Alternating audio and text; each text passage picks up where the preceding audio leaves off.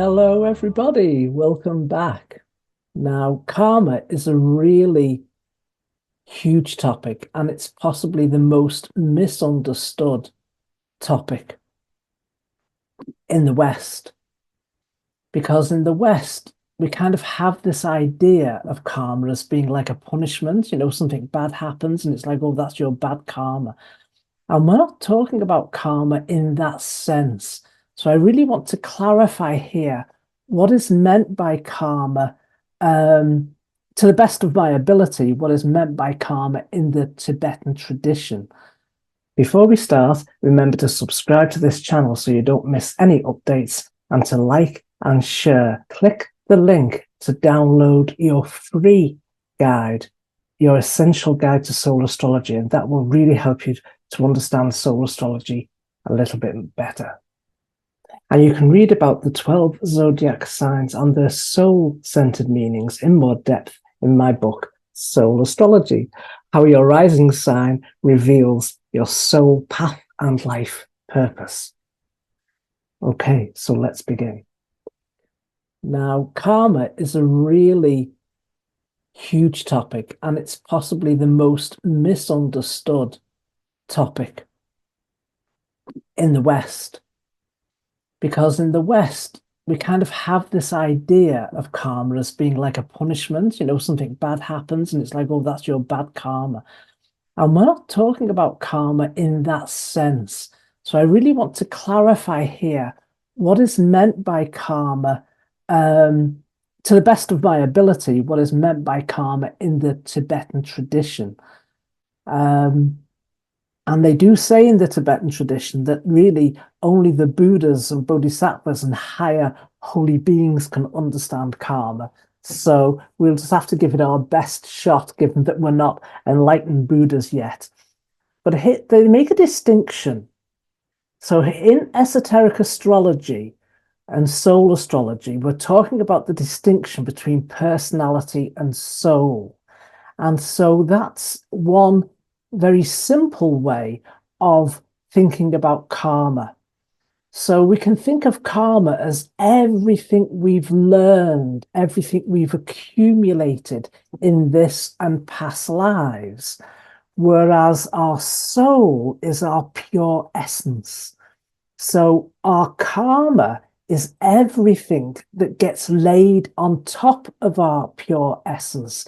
It's everything, in a sense, good and bad, that prevents us from seeing our purest essence.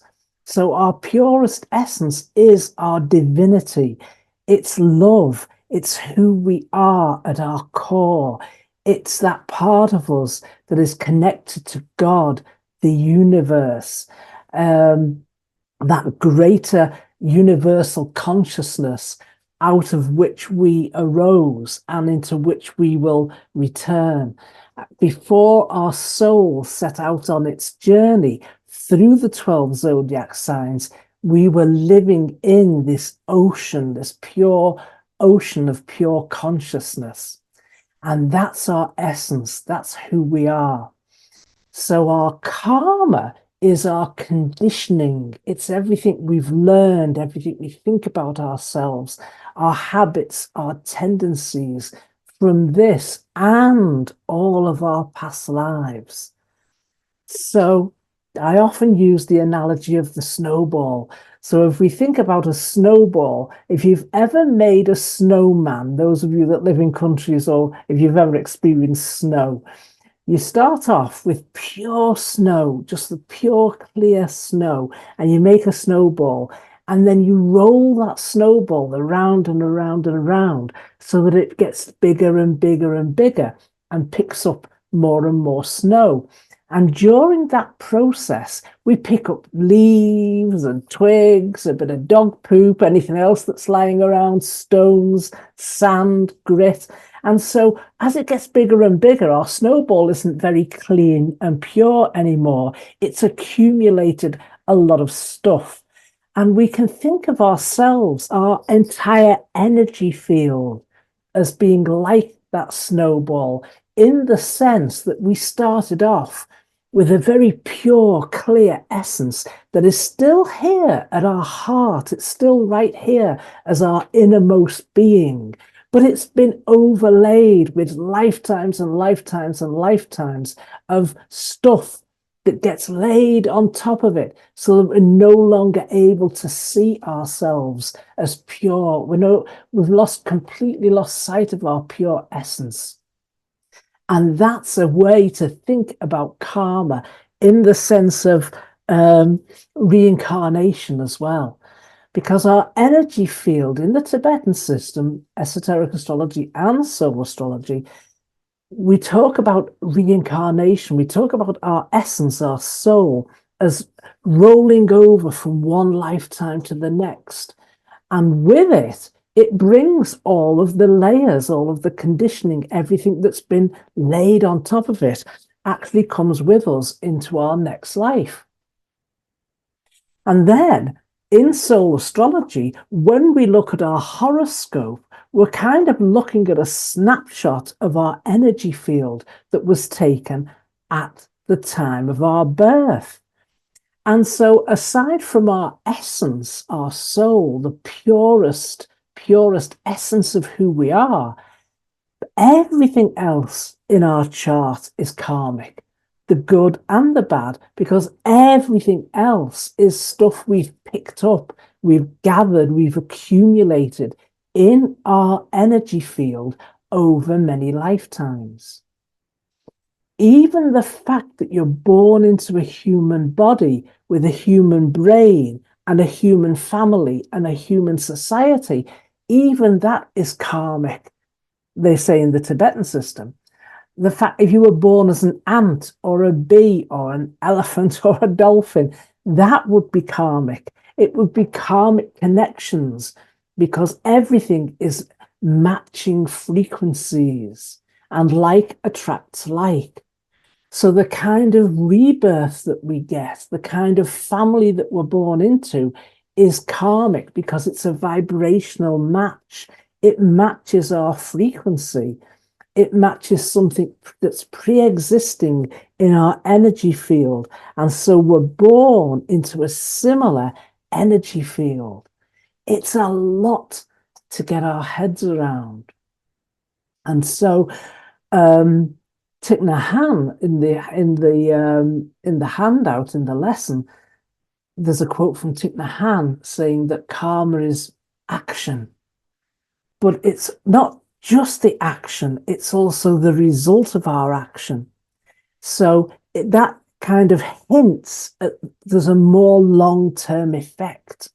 So it's the action, it's the result of the action.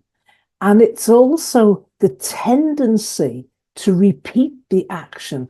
Habits and tendencies come under this heading of karma. Because once we've carried out an action, if our brain learns that it helped us in some way, we'll repeat the action. And it doesn't matter if it's healthy or unhealthy or good or bad. Sometimes things are not so cut and dried. Like somebody might have a glass of wine because they're really stressed. And having that glass of wine, they find, oh, that was helpful. That really helped me to relax. And I don't feel so anxious now. So in the short term, the brain learned that that was helpful. So the action gets repeated and then repeated and then repeated. And then there might be a tendency then for that person to become an alcoholic because of that continued repeated tendency. And then even though it might be harmful to the body, they find it really difficult to break that tendency because the habit becomes very, very strong. And that's kind of how karma works. Rolling that over into the next lifetime, that person could be born into a family of alcoholics because there's a resonance, there's a like frequency, like attracts like. So it's quite complex, but a simple way to look at it basically is that everything in our chart, all the energetic patterns and habits and tendencies that have been set down in previous lifetimes, all of that is our karma.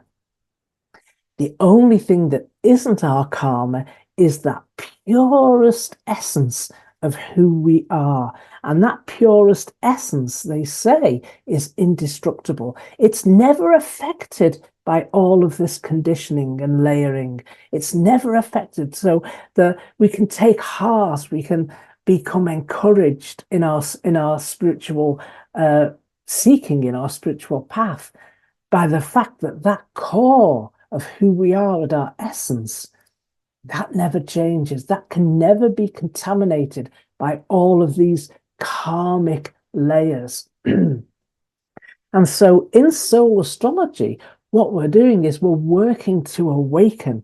We're working to awaken and recognize that pure essence in ourselves, because it can be done. This is what all of the Buddhas and the saints and the mystics and yogis in days gone by, they've all told us that it's possible for us to awaken to the truth of who we are, because it's within us. It's already within us. It's just a case of letting go of all of the conditioning, letting all of that settle, being able to perceive, cut through, see through all of that conditioning and recognize the essence of who we are at our core.